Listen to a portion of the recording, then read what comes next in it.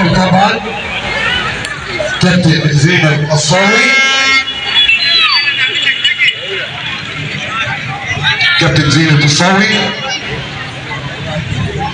عايزين طبعا نسمع من حضرتك يعني مشوار جميل وسيره ذاتيه قويه نفتخر بيها دايما وابدا. حضرتك طبعا كلمينا عن وضعك هنا، يعني الصفه او وجودك هنا طبعا شرفنا جدا جدا، لكننا طبعا امامنا ابطال جميله وابطال رائعه. حضرتك برضه كلمينا عن التجمع وعن الوضع هنا داخل الملعب.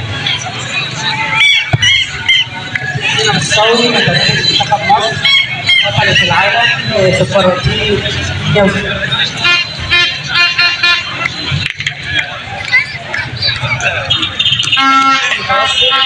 بطلة افريقيا، بطلة عرب، وللاسف الناس ما تعرفش عني اي حاجه.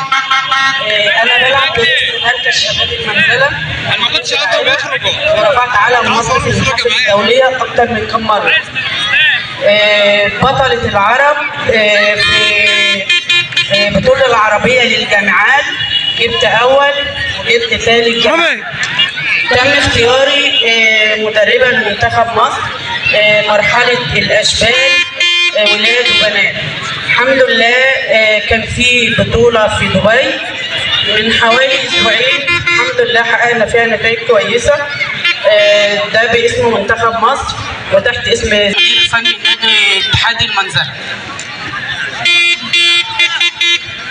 أول مرة أحضر تجمع زي ده، بس حاسة إن هو ما شاء الله عليه يعني منظم وكويس وحاجة كويسة في المنزلة بصراحة.